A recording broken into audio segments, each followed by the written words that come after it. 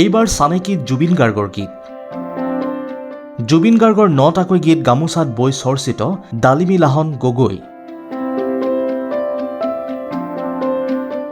প্ৰাণৰ শিল্পীজনৰ অৱৰ্তমানত আজিও সেমেকি উঠে অসমবাসীৰ চকুলো।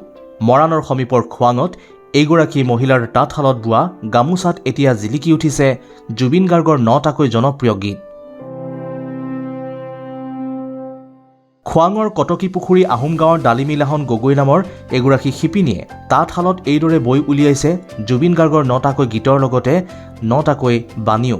প্ৰায় ২৫ ফুটৰো অধিক দৈৰ্ঘ্যৰ গামোচাখন তাঁতশালত ডালিমী লাহন গগৈয়ে জুবিন গাৰ্গৰ মৃত্যুৰ এমাহৰ পাছতে আৰম্ভ কৰিছিল।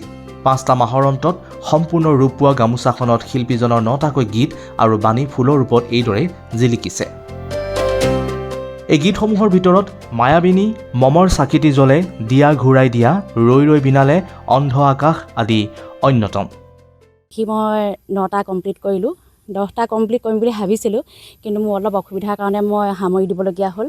আৰু 9টা ইয়াত মহৎ বাণী আছে জুবিনদাৰ, যিবোৰ আচলতে আমি জুবিনদাৰ নাইকিয়া হোৱাৰ পৰাহে হয়তো বেছিকৈ জানিবলৈ বুজিবলৈ আমি চেষ্টা কৰিছোঁ তেওঁ গানৰ।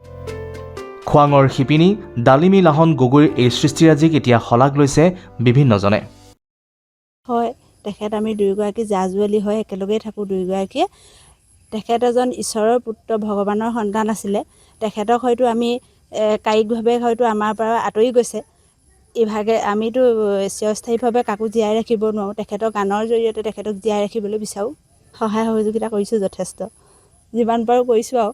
তেখেতে কিন্তু লিখোঁতে নিজেই লিখি মেলি ঠিক কৰিছে চব বাকীবিলাক। Bureau' report, India today north east Assam.